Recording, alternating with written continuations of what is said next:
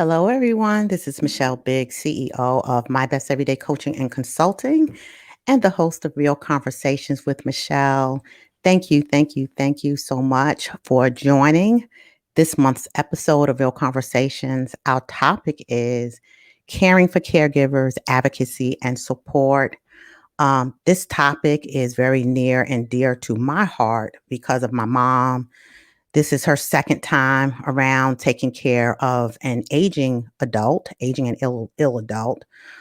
First go round was with my grandmother before she passed away, and now she is taking care of my dad, who is bedridden and ill. So this is a topic, like I said, near and dear to my heart. And I know in speaking with my friends and also family members, there are a lot of us who are dealing with this topic. So thought it'd be good to have a real conversation around it. This show is about having discussions about things that people may be dealing with or struggling with the goal that something that is shared will motivate you to take some positive action for yourself. So I'm excited about these guests that I have. You're going to hear the heart of those who are in the caregiving space or have been in the caregiving space, as well as those who have a heart for helping others, either as an advocate or a service provider. So I'm going to bring up first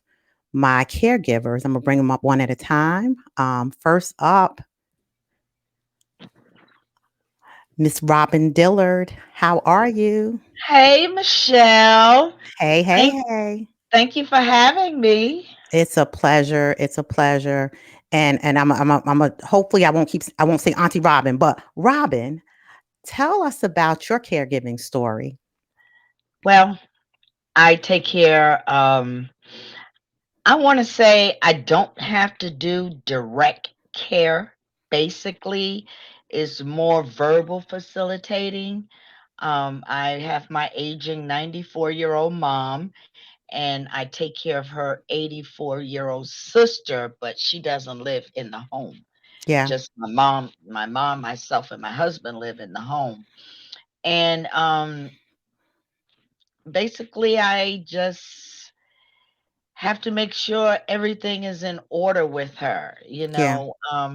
because my mom was a real independent woman, and for her to lose her independence is real hard for her. Yeah. And so she kind of fight me with Mhm. everything, but Yeah. Yeah. she, that's Yeah. basically. Yeah. So your mom and then your aunt at a distance. So we'll share some more about your experience with that Mhm. in a few minutes. Next, I have up Kelly Boykin. Hi, Kelly.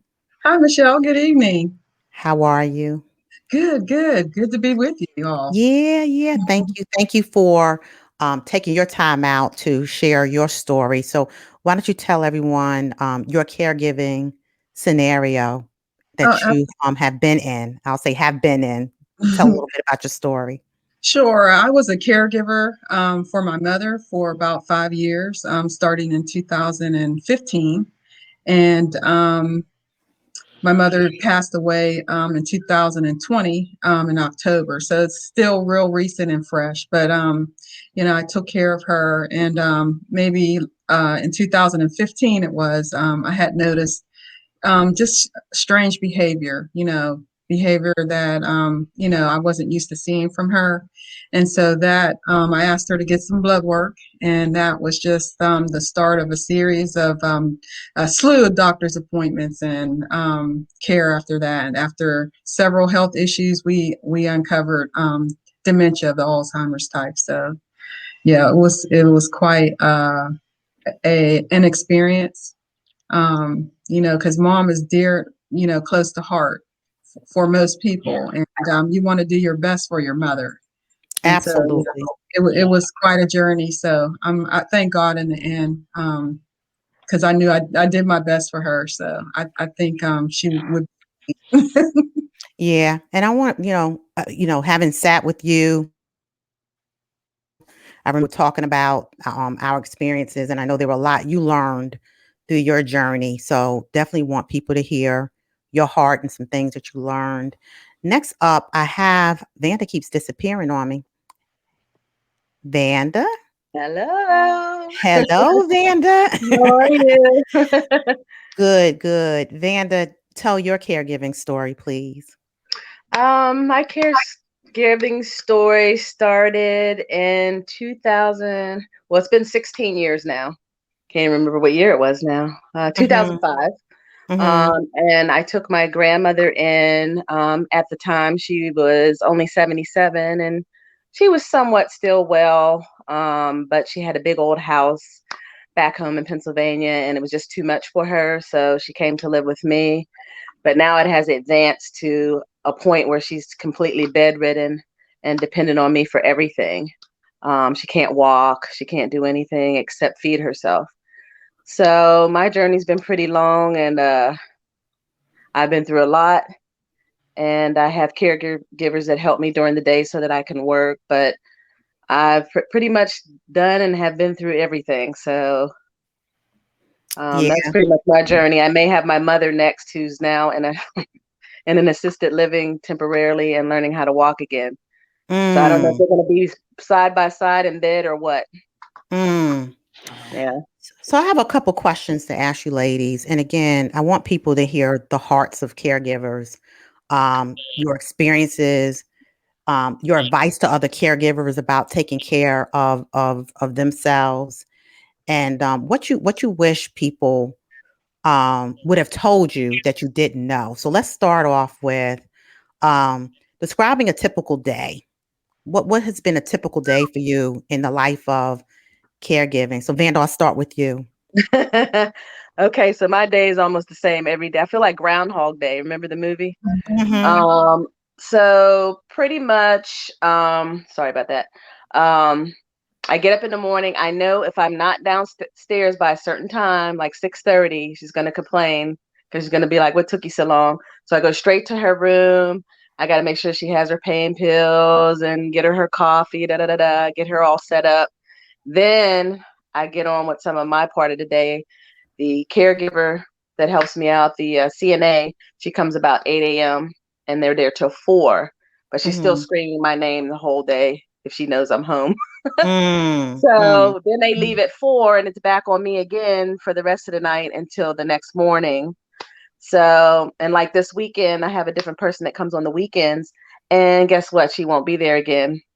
She probably mm. got that stimulus money. And now all of a sudden, you know how it is. So she disappeared on me. So guess what? It'll be all on me this weekend. And it's very tough because she's Yeah, so needy. yeah, Yeah. yeah. How about you, Kelly? What was it like? Because you weren't living with your mom, so you No, were. Yeah. So talk a little bit about your situation. yeah, because I wasn't living with my mother, I did work with the insurance company and trying to get home health services like Vanda was talking about. And basically, I tried to outline a process on paper as to what they would needed to do for the whole day, grocery shopping, depending on the stage my mother was in. But a lot of times it was because I had cameras in the house, so I can be in Maryland and see what was in the house. So a lot of times it was just hoping that the healthcare workers would show up and do their job effectively so that I could focus on Mm.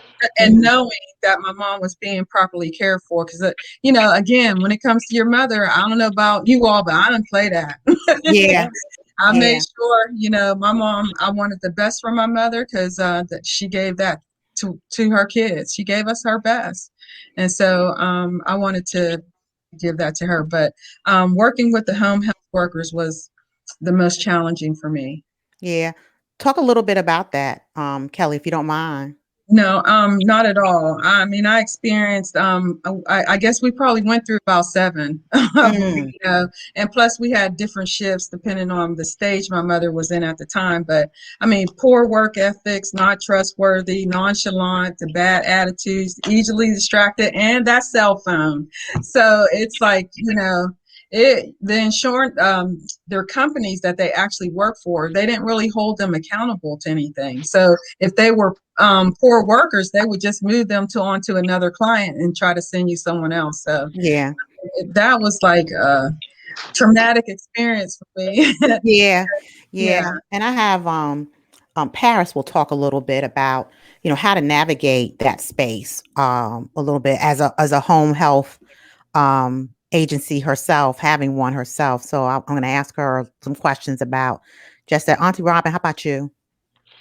Well, a typical day for me, I get up in when I get up in the morning, I'm an early riser because I have to go to work um, 4 days a week. And I come downstairs and I open up her door. And if I see her belly going up and down, I'm like, she's good. You Uh-huh. know, she's Mhm. good. And I close the door back. I don't disturb her. Um, because once she get up, that's it. Yeah, The talking and early in the morning and Mhm. but I make a pot of coffee and I make sure she's there. She can receive her coffee. She can get up. My mom can. She's like I said in earlier, I don't have to do too much direct care. It's more verbal facilitating. And I think that's even real harder. If I could just go on and do it, it would be easier for me. But she gets up and she get her coffee and we make a breakfast before we leave and we leave it, on the table because I don't want her to cook yeah, because yeah, I'm afraid she may burn the house down, yeah. honestly Let's speaking. Yeah, let's talk about that. So you're getting into my next question. So what is the hardest thing you found about being a caregiver? Auntie Rob, I'll start with you. Um My mom's a control freak. I'm a Mhm. control freak, so we clash, Yeah. Um, she doesn't want anyone else to take care of her. She doesn't want Mm. anyone else to be with her, but she gives me a hard time, but Mhm.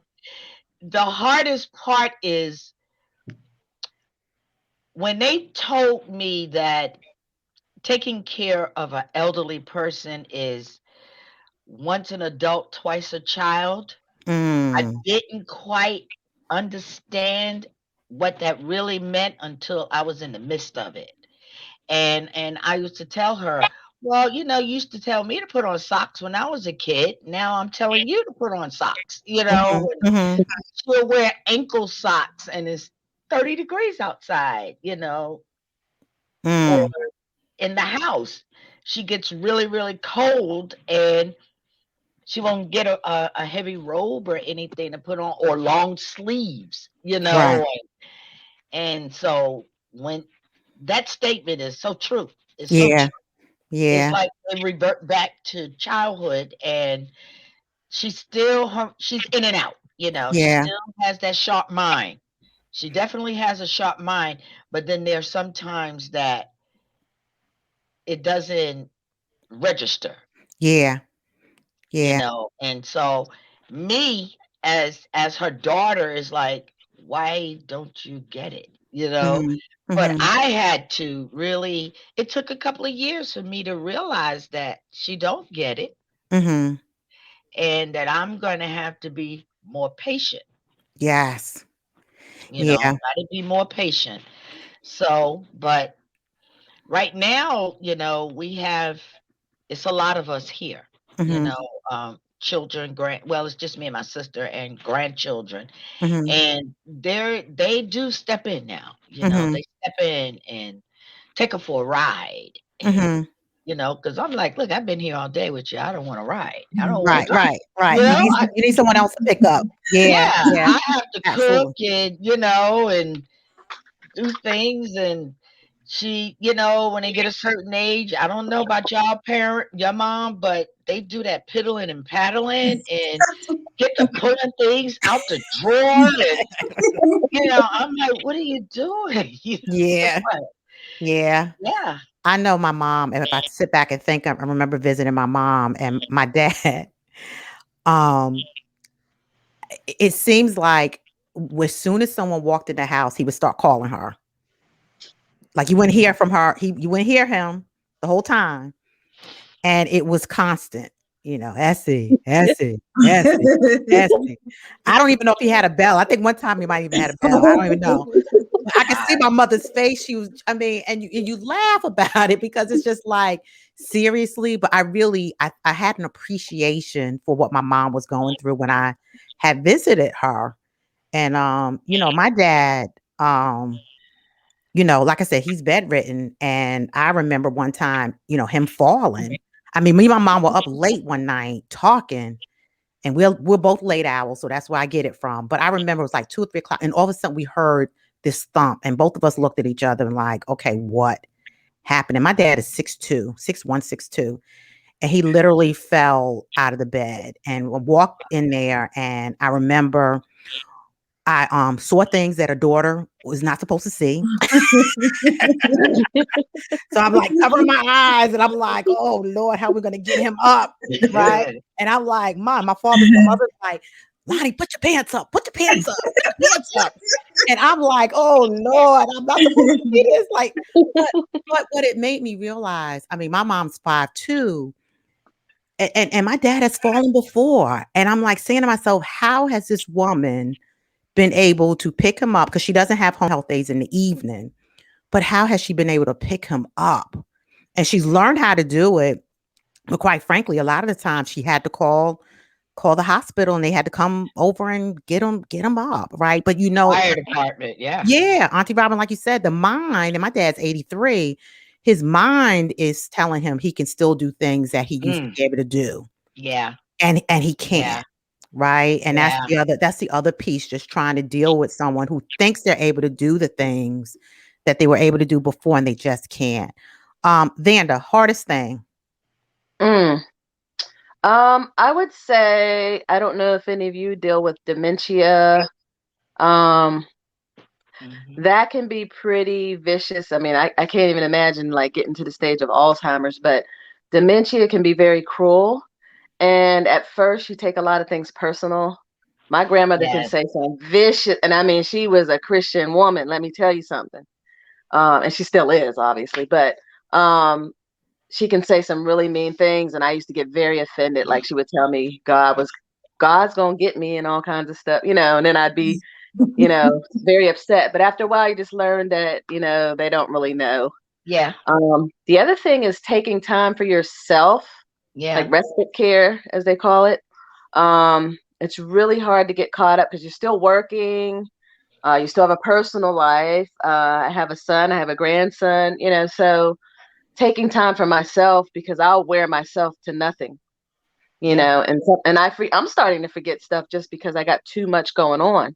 Yeah. So it's easy to get caught up and not take time for yourself. And that's why I get up at 4 o'clock in the morning, because that's the only time I get to myself. Yeah. So, because once I get down there at 6:30, it's on, just like Yeah. yeah. So anyway, it's the personal part. Also, like you said, that your father would be yelling, "Essie, Essie." If she knows I'm in the house, if she hears me back there, because she has her own room, her own suite, she'll call my name constantly. And she does it like Dennis the Menace. Oh, it's like, oh, and I love her, but it's just like, will you stop saying it like that? Right. And then you'll find yourself getting angry. I mean, it's Mm. human nature. You'll go back there and be like, cut it out. I mean, Mhm. I guess it's like you did when, your parents did when you were a kid. So it's just a challenge to balance your time. I can't come and go as I please. Mhm. If I go Mhm. away Yeah. for a weekend, if I just wanted to come to Raleigh for a weekend, it's like, oh, who's going to stay? How am I going to do this? I can't leave her in the house by herself just because she can't walk. Can't let the Yeah. house burn down. I mean, so Yeah. it's a huge challenge. So let's talk, because you stepped into space about taking care of yourselves. So how have all of you taken care of yourselves as caregivers? Kelly, I'll start with you. What have you Oh, done? I joined a support group, and I found that to be very, very helpful, because I really learned about dementia of Alzheimer's type, and the education alone about the disease and what happens, and then when you start seeing the actual changes in your loved one, Yeah. you would understand, and you would learn what know what to do, in Mhm. those times. And then you had others that are going through the same situation. so they can share their stories, their experiences, what they did in those, those instances. And I found that to be very helpful. But I also found that, talking with my close friends and, my Mhm. relatives and having giggle sessions, that was like Yes. really important. But I would say like the number one thing was prayer, um, Yes. and Yes. getting close to God and drawing near to Mm. Him. Because the word says, if you draw near to Him, He will draw near to you, and you will need Him in that situation with, especially dealing with Alzheimer's. So, Yeah. yeah, I just found that prayer, just having a relationship with God, and finding a support group, and having good, solid friends who, would be there to hear you cry, to giggle with you, just to walk with you in the situation. So those are Yeah. for self. Auntie, That was self care for me. yeah. Auntie Robin, anything you're doing? What's your self-care like? Well, I know in the past I've taken hotel trips. Yeah. I do staycays right here, Yeah. and I let them figure it out who's gonna be with her. Yeah. Because it's really hard to appoint somebody. Because most people's not gonna say, "Oh, I'll take her, I'll take her," and then she doesn't want to go nowhere. But I turned my spare bedroom into my room. Okay. The room I'm in now, I have my TV, my computer. Um, I have a pull-out bed. I remember my aunt wanted to come and stay and bring her son from Philly, and I'm like, "Well, we don't have a spare bedroom." Yes, there is. I'm like, "No, no, there's no spare bedroom anymore." But I refuse to tell them that it's a sleeper couch. Right. Right. They don't need to know that. You know, Right. I Right. don't I don't want anyone else to come in here and stay, and then that's another plate I gotta fix. I'm stuff like that. Yeah. Yeah. It So feels like another plate. But I have a sister, she comes and she gets mom, and they go for a ride, and nephews and nieces. So I do call them and like, I'm stressed, I'm a yeah. little stressed out right now, and they will Mhm. step in, but being I'm the oldest, and she clings to me more than she'll cling to anybody else, even though she's really close with them, and they will take her out. But I find it's hard sometimes when you're the only one in the home, Yes. when you have to make all of the decisions, and somebody comes in and say, "Well, you need to do this." What? I mean, Right. what? yeah. You Cause you're know? like you're there. You're there. Yeah, I'm Yeah. here, and the hardest thing for me right now is not the fact that I'm here, because my mom basically she washes herself and she just doesn't cook. Is watching her deteriorate. Yeah. That's Mm. the hardest part for me, is Yeah. watching her slow down every single day. I see something different about her, Yeah. and it does bring me to tears. Yeah. It's like, wow, she's 94, but she's a strong woman, and I'm like, she probably outlive all of us. Yeah. She yeah. will. Yeah. She'll It, probably outlive us. But I do see things about her that I just stand there and I'm like, wow. And then there are things I see about her. I'm like, oh, she's so cute. yeah. Oh, that was so Yeah. cute. She was Russian, or Yeah. Yeah. and I'm like, oh, she's so cute. Mm. So it's up and down. Yeah. It's But up what and I'm down. but what I'm hearing you say is take care of yourself. You created a room for yourself. Yes. And look, when things were COVID free, would go out to a hotel if you needed to, and just stay if you needed that break. Hmm. Yeah, and asking people to Yeah. Yeah. I come have and done take her. It's Yeah, been, it's been a while since I, did a staycay, yeah, but I have done that. But yeah, I come up to my room because she watches soap operas and things like that. I don't watch things like that. I'm not a Yeah. television person, period. I'll Yeah. watch movies. And so I don't want to sit down there with her. And so I come upstairs, but I go down up and down the stairs all day, Yeah. all day, just to see what she's doing, and I will prepare the meal instead of asking her. Yeah. So I'm here's a not question. hungry. Yeah. Here's a question for you. What's the one thing you wish someone would have told you that you didn't know about caregiving? Anything? Yeah, Mm, I Kelly. wish Yeah, someone Kelly. had told me about sacrifice. Because everybody has a different version of sacrifice. Mm-hmm. And a true caregiver adjusts to the situation. They're willing to give whatever is necessary and do whatever needs mhm, to be done. However, a lot of people will say, well, what would Jesus do? Well, what did Jesus do? He sacrificed. He laid down his life, for others. But, in the situation, sometimes in caregiving, everybody's not willing to sacrifice. And Yeah. true. so, I had to really adjust my expectation, you know, and really, really understand that everybody has a different version. So, with that, I just wish, someone really would have told me about the sacrifice part and about home health care, and finding caregivers. Yeah. Vanda, how about you? Kelly's was very good, actually. Yes. Very, very good. Also, just how cruel it can be. Like my grandmother only remembers people she sees every day, or at Mm, least at least like she remembers my son. She doesn't see him every day by a long shot because I don't. I'm worried about COVID too, but he comes with his mask and he'll come see her every now and then. But she remembers him, but she doesn't remember that she has children. She doesn't Mm-hmm. remember my mother. She doesn't remember hardly anybody. She only remembers the weirdest things, like somebody who sang at church back, 30 years ago, but don't remember your own kid.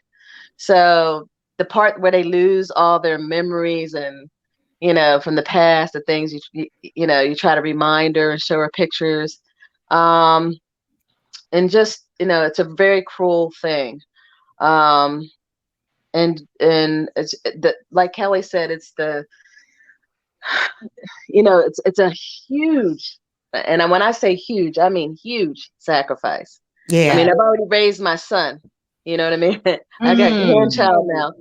So it's Mm. like I've given 15 more years. Me and my grandmother lived under the same roof now for 33 years of my life Wow. Wow. because she raised me. Yeah. So she gave me 18 years. I always joke with her and tell her, she gave me 18 and she's at 15, so she got 3 more to go. We joke around, but of course I don't mean it. But Yeah. Yeah. and she's a fighter. I mean, she does not. She is Lazarus. Let me tell you. Yeah. We She does talked not about that quit. during a couple of weeks ago. Granny, every time Granny goes to the hospital, we're all on the call. So, okay, let's pray for Granny. And Vanda sends us a note saying, she's back. She's back. I'm like, She's been on Granny. hospice, and we had graduation party for her, and the Yeah. guys on the picture with us with the cake and everything. I mean, Yeah. yeah, Hey. she.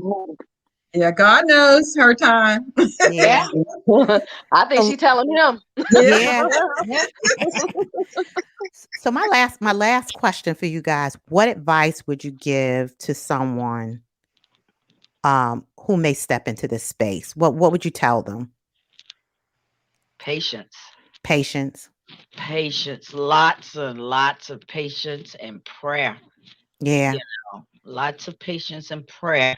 And hopefully that they have other people outside the home that they can talk to and laugh with, because I have some silly girlfriends that Yeah. um my sister's a character, that will make you laugh, Mhm. and um for me it's patience, Yeah. gotta have a lot of patience and know that your parent raised you. You know what I mean? My mom was she never gave up on me. Right. Yeah. You know, through all the things that I did in my past, she never once gave up on me. So I don't feel like this is something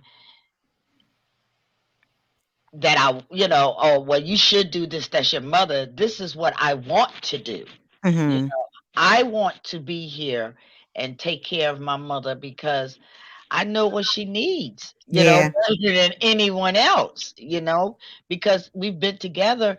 We moved here together 20 years ago. Yeah.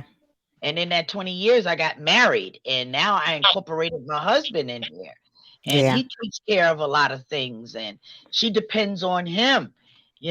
But it's really my situation is not as bad as I guess some people, Mm. especially if they have dementia. I think my situation is more like because I got a whole lot of my own stuff going on, Yes. Yeah. with my Yeah. own health, and I got a lot of that going on. So I have to take care of me and take care of her. And the best way for me to do that is to separate myself sometime. Yeah. I know it's funny because with me and my sister and my mom, she has, I mean, all her faculties, praise God. Yeah, But mine I, too. but I see her, she's tired. And I know for me being here in North Carolina, the good thing for me is I do have a sister and a brother-in-law who are physically there. So they take care of a lot of the daily needs. And I feel so thankful for that because I think if I had to do it at a distance, I don't know how I would have been able to do it. So we kind of split it up. I take care of a lot of financial stuff and, some of the calls that I need to make to Me doctors too. and stuff Yeah. like that. I help with that. And my sister and my brother-in-law, like they really do take care of the daily needs. I don't, I feel blessed from that perspective. But Vanda, quick, any advice? What advice would you give? Real quick, besides the, like I said, taking care of yourself, using your respite care if you can, because like Kelly said, it's really hard sometimes to get good help. Mhm. Absolutely. I hate to Yeah, call it help, but it is help. But the other thing would be to understand the resources that are available to you. mm, Like a lot of people don't realize that they are eligible. When I say Medicaid, of course, you already have Medicare, but sometimes you can put Medicaid with Medicare, and now you're dual eligible, what they call dual eligible. Also sold health insurance, sorry. yeah, But yeah, yeah. yeah, so And so we got Letha who will help talk about a little bit of that. So oh yeah, yeah, so so I'll that's let a her get good. to that. But Yeah, yeah, knowing your resources and the people that could come in and help you, and they help pay for it so that you're not paying for it all out of your pocket, Mhm. and just not taking things personal, and just laugh it off and just feel proud that I know that if she was not in my home, she'd be gone already. I Yeah. know she would not be here. Mhm. yeah, As Yeah. much as she keeps coming back, if she was not in my house, because she deteriorates yeah, very quickly when she leaves yeah. the home. It's funny we talk. So My dad was going to the hospital almost every week. I remember pre-COVID, every week I was getting a call and he was ending up in the hospital. Not once has he had to be rushed to the hospital. They know where they don't want to be. Yeah. He Right. knows enough. I Yeah. He threatened her knows with it. enough that he did not want to be up in the hospital during this period of time. Kelly, That's last time out. word. It is. It is. Kelly, You don't last stop until word. going to the hospital. I know. Okay. Kelly, your last word in terms of what would you tell people? I would say, do your absolute best. Yeah. One of my girlfriends told me, do your best and have no regrets. You Yes. Yes. know, do what you know to do and let God do the rest. You know, Amen. Amen. pray and draw near Amen. to God, and He'll open up doors that and give you the help that you need in the time that you need. Like I said, have lots of giggle sessions with your girlfriends. Find a support group. Find some time to get out there and exercise and walk if possible, and eat lots of good food. Yeah. Look, and we all been doing a lot of that in COVID space. Well, you ladies, thank you so much. I'm going to switch over. You said a lot of good things, which is a nice segue to my next two guests. I'm gonna put you all in the green room. So hold on. You're going to the green room. Going to the green room. Going to the green room. All right. So next up, I have um, two individuals who provide services, support, and advocacy to others. So first up, I have Paris Solomon. Paris, tell a little bit about what you do, and then I'll have Miss Walitha come join us. Hi, I'm Paris, as she mentioned, and I operate a home care agency where we provide direct care services to the elderly and the disabled population inside their homes.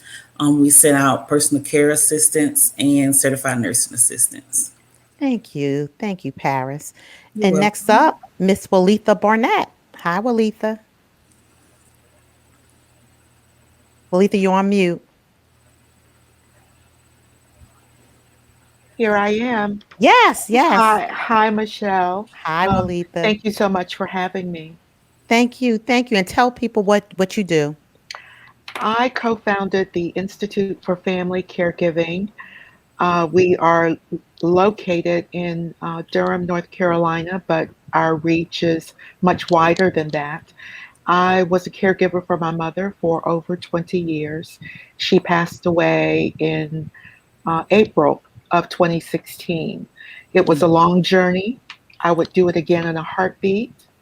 And my experience was so long Yeah, that I decided to take all that I had learned and start IFC. And I wrote a book, The Caregiver's Secrets. yeah. Well, thank you, and I'm so blessed to have my friend Lynn had referred you because as I was thinking about this segment, I was like, I really need someone who knows this space, and I know Right. what you do in terms of advocacy. Let's talk a little bit about that. Well, let me say this. I started this journey because it was completely life changing for me.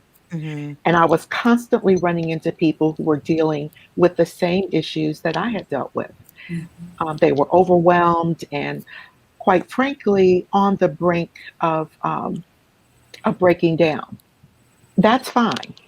I carry lots of tissues. Yeah. And I am sure during my journey, I cried at least one river full of Mm, tears. All right. So, like I said, I took all of those lessons and I said, I'm not done. Um, this has become actually a passion. So, what do you do with all of that? Um, this is what I found. Even though caregivers experience very specific kinds of issues, there are some things that are unique to all caregivers. It mm-hmm. doesn't matter if it's disability or age, dementia, frailty, or whatever.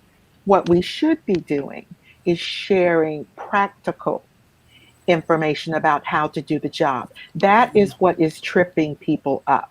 Mm, And there are some things that caregivers really shouldn't wear. right. We shouldn't wear shame. Mm, We shouldn't wear regret. We shouldn't wear rose colored glasses. And we shouldn't wear too many hats. yeah. Ooh, you said a mouthful right there. Okay. So let's talk a little bit about I want to unpeel this a little bit. Um, what don't caregivers know? I mean, you talked a little bit about that. What should they know? Oh my goodness. Caregivers need help with day to day problem solving. Mhm. So, the Institute for Family Caregiving, we don't do research. We don't do big things. We're grassroots. We're peer to peer. The people who work with us have been hands on caregivers, so they understand the work. Think about it this way, where things that really matter and things you can control converge, that is where the family caregiver's focus should be. So, I mean, practical things, Michelle, like how do you get a convenient appointment time? Mm. Or do you just take what they give you? How do you gain access to um, reading an electronic medical record? Do you know how Mm. to take a blood pressure? How about medication management? Do you know the signs of cognitive decline? Do you know when to call the doctor? Trust me when I say Friday is not the right day. Yes. If you see something going wrong on Wednesday, you should be calling on Wednesday. The closer you get to the weekend, the more likely you are to get residents or other people in training. Mhm. Do you know how to make your home safe? Um, do you know how to help someone get into and out of a car? Do you know that you should take certain questions with you when you Mm, go to the doctor? Because the caregiver is really the hidden decision maker. yes. Yeah. Medical providers don't realize that. Now, you know what's interesting to me is people don't realize how dangerous the home can be. All right, they leave these things to other people. Paris may be, direct care workers, but the caregiver has quite a bit of responsibility in making sure that the home is safe. Yeah. And Melita, how do they what's the best way to find out these things? Because of course there's a service like yours, you advocate for people, but Right. where's the best place to find this information?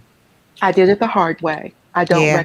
I don't recommend it, okay? Mhm. Um, I would go online after my mother was in bed at night. I would fall asleep with my laptop kind of, sliding off my lap. Mhm. There are lots of resources, okay? They could come to a place like the Institute for Family Caregiving. There are organizations like AARP. They could go to aarp.org/caregiving. They have lots of modules and training information. Um, they could go to medicare.gov. If they're looking for information on facilities, they have a star rating system. Mhm. Um, I would not recommend just using that as your sole resource. I recommend if you're looking for a facility, for instance, is that you actually go into the facility. Mhm. The Mhm. first time you go in, don't make an appointment. Mm. Go sit in the lobby. Mhm. Just walk That's through. good. That's good. If someone asks you what you're doing, I'm just looking for a room.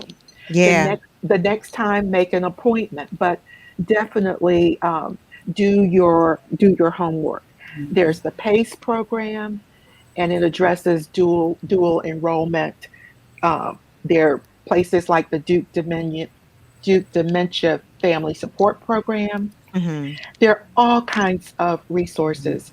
IFC, we have done work uh, just locally in Durham, but we have also done work in Winston-Salem, and Mhm. we have in other states as well. Because as I said, um, they're just things that family caregivers have in common. So at IFC, we educate and support family caregivers, and we orient and prepare family caregivers for their job because we maintain that caregiving is a job. It's an Yeah. it's an unpaid job in most instances, but there are 53 million people doing this work. Oh, geez. Yeah. Yeah. And I find, like you said, it's just and when you think about the age group that may be in this space of taking care of, to your point, sometimes you're going on the internet. My Yes. mom is not an internet person, so my sister and I end up doing a lot of stuff. But what Right. we found out as well is through some of the insurance programs that you have, they offer advocacy for, right? So sometimes even calling your insurance company to see if there are services that they offer. And a lot of times they do. You just have to call and ask. And sometimes I don't think that's the first thing that we think to do is to call the insurance and just say, by the way, can you give me a referral of a place that I could leverage, for advocacy. So we were lucky enough to my mom was able to get an advocate, which was helpful. And even there's some limitations in dealing with advocates as well, Yes. right? Just knowing Yes. what an advocate can and cannot do. Yeah. Well, let me say this, Michelle. 21% of family caregivers say that they are in fair or poor health. Mm, Let's think about it this way. If there are, let's say, 50 million caregivers, and 21% of them say they're in fair or poor health, that's 11 million people. yes. walking Yeah. around, not doing very well. That is significant to me. Yeah. So I think it's just what we say at IFC is don't lose two. Michelle, Mm. that is to your point. All Yeah. right. Don't lose two. Yeah. 40% of family caregivers die before the people they're taking care of. Mm. That's sobering. Yeah. Mhm. It is. You got to Not take care of yourself if you're taking care. I mean, I've said that a lot of times in different topics. I mean, you need to do the things to take care of yourself. You're no good to anyone else if you're not taking care of yourself, take care of right? yourself first Yeah. so Yeah. that you can take care of someone else. Yeah. Well, Lee, the last question for you, and then I'm going to talk a Yes, little to Paris. sure. So, what would you recommend when you talk about take care of yourself? I mean, you've heard the ladies talk earlier about things that they do. Anything you would add in terms of how a caregiver could take care of themselves? I will tell you what I did because this was a personal journey for me. Mm-hmm. Uh, so I continued to walk every day. That was a lifesaver for me. I went to the gym. I did anything that made me sweat profusely Yeah. just to bring my blood pressure down and my heart rate and just have about 30 to 45 minutes, okay, of something that made me feel really good. Mm-hmm. I continued to read. Sometimes I would simply disappear. I'd just be walking around in a farmer's market or something, just trying to buy some leafy green vegetables. Mm-hmm. Okay. Sometimes I would simply be playing Candy Crush on my phone. I And, know. and I mean an hour. I would be Yeah. Just going just in hard yeah. because I needed to A mental distract break. Yeah. to distract myself. And this is my other secret. Work was actually a break. Mm. Mhm. Go, Okay. yeah. So Yeah. Thank you, Walitha. And I'm sure. gonna add information on my website, on my Facebook page about your company. Okay. Again, you guys, this is Walitha Barnett of and tell the name of the company because I don't want to mess it up. Institution. The Institute for Family Caregiving. Thank you, Walitha. Thank you so much. I'm gonna put you in the green room, and then I'll have Miss Paris. Thank you. You're welcome, Miss Paris. Hold on, I put you in the green room by accident. Okay, here we go, Paris. Yes. So, talk a little bit about your service. We heard several people talk about getting assistance from home, getting home health care people into their homes to help out. So, talk a little bit about your experience because you've been in this space as well in terms of helping people. Now you Mhm. own an agency. So, tell a little bit about the services that a home health agency can provide in general, right? So, the first thing I like to say is we offer personal care services. Mm-hmm. We are a home care agency versus a home health agency. Yeah. There's a big difference. So, the person that's looking for services, they need to know what level of care their loved one may need. For my agency, we're only allowed to provide services for non medical issues. Okay. So we go into the home and we provide assistance with like housekeeping, getting a bath, grooming, meal prep, medication reminders, um, helping them sort and read their mail, and just the basic general things. So they Yeah. need to know if they're choosing the right agency.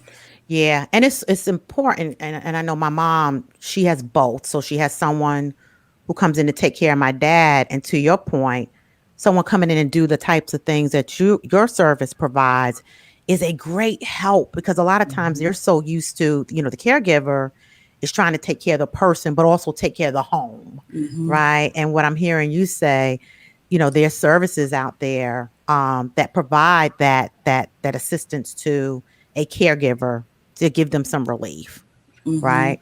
Yeah, and is it something an insurance typically picks up, or it Yes. depends? Well, with my agency, I'm licensed to bill Medicaid Okay, and private pay okay, um, clients. What I wanted to mention, Michelle, and I see this a lot of times, and if I go into the homes and I find out, hey, this client could use these type of services somewhere else, as far as help with funding, I may be providing services in the home to the client, but they could also reach out to, I would just say, resources for seniors for this area, Wake County, Mhm. and sign up for that grant that they have. Okay. They can have dual services coming into the home. They could maybe be getting 15 hours with me a week, where they could get that grant of 10 to 20 hours a week through Resources for Seniors. Now, there is a waiting list, and they will have to call and, of course, take a brief questionnaire. And I think the waiting list is 6 months to a year. But Yeah. when I go in the homes, and that's part of what I want my agency to do. We're going to be offering case management support and kind of Okay. track and keep up with the decline, in health and some of the resources that they could use. Yeah. Sometimes you don't see that in other agencies, but sort of like try to add the social work piece into it because Yeah. that's my background. I have, I was prior to coming into the home care industry, I have been a social worker. Okay. So I would like to incorporate that. It's kind of a unique piece that I'm looking to incorporate into this business as well. Yeah.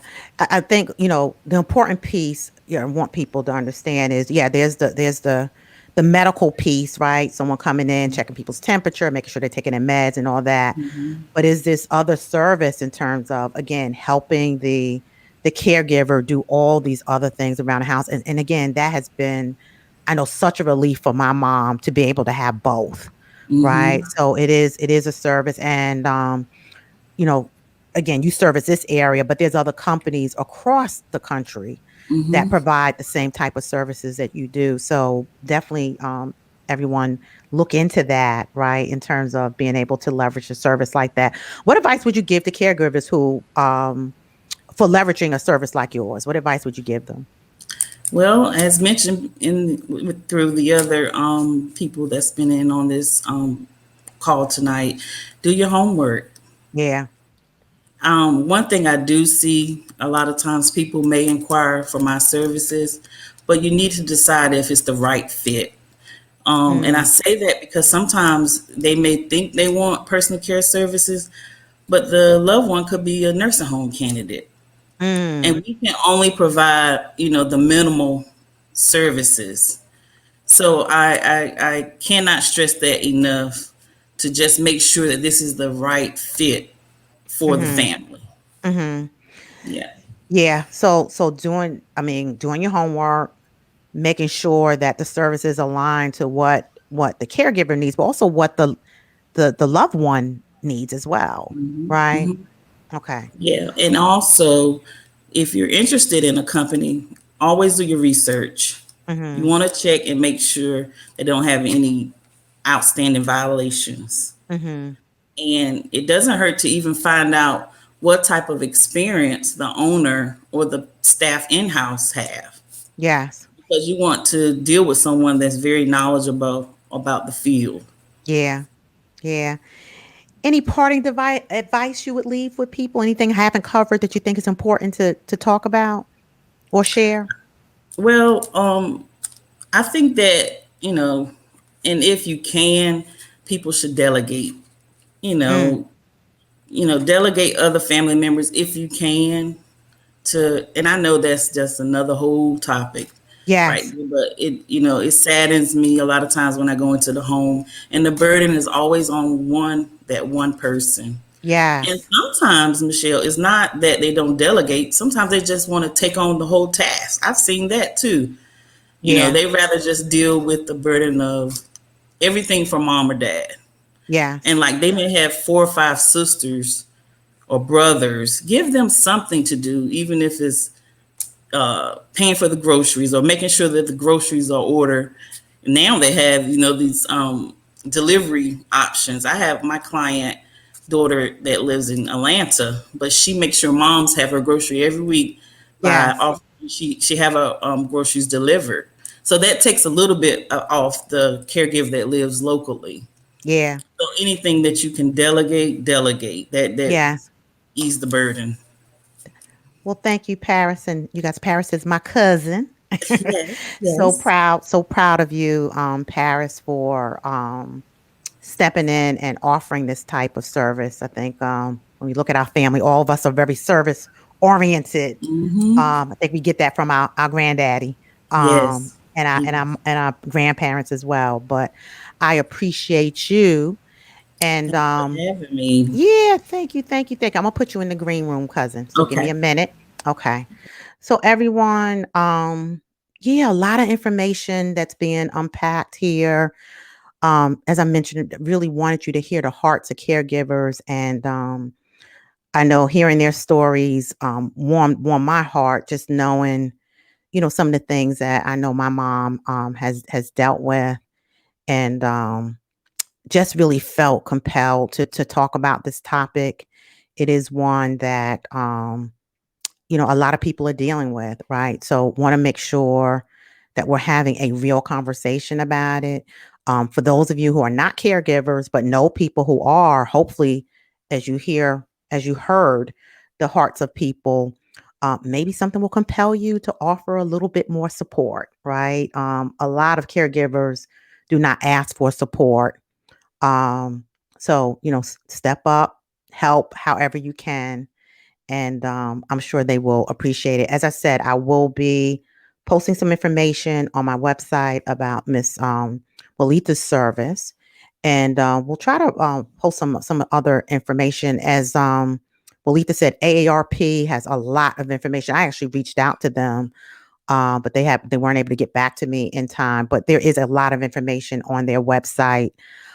Call your insurance companies. Like I said, sometimes these companies offer um, advocacy as well as aid to help people that you wouldn't even think of. So make sure you're doing your homework.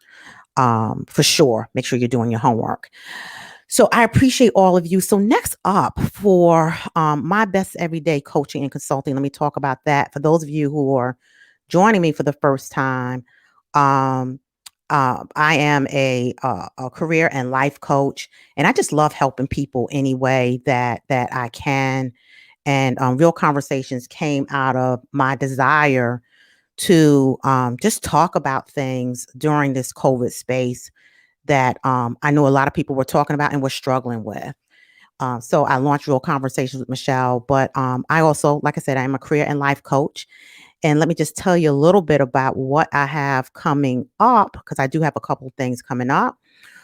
One is coaching moments with Michelle. And I have, this is a career segment that I have launched, and I'm actually going to have a special guest join me by the name Michelle Krebs. So two Michelles, and really setting this up is a prelude to my workshop that I'm going to have on the 27th. So March 27th, my workshop, Preparing for Your Next Career Move. And it really is for those who are ready to make a next move, maybe a little nervous about it, haven't done it in a while, and just need some assistance with understanding all things from, just getting your mindset right with regards to, stepping into that space of searching and networking. But we'll be talking about interview prep, resume writing, professional networking, um, job offer negotiation. So it is jam packed. And like I said, for someone who's been out of the space, maybe a little nervous, this workshop is for you. I am a 34-year HR professional. So you will be speaking to someone who has a lot of experience in this space. So if you're interested in participating, the link to purchase a ticket is on my business page. So career coaching moments with Michelle, career transitions is actually a prelude to that. But we're getting ready to enter into spring, and for a lot of folks, spring is a time to start anew, and definitely a time for people will talk about or think about doing something different in terms of their careers, and kind of stepping into that space. So I have someone joining me to talk about their transition. Michelle is a former coworker.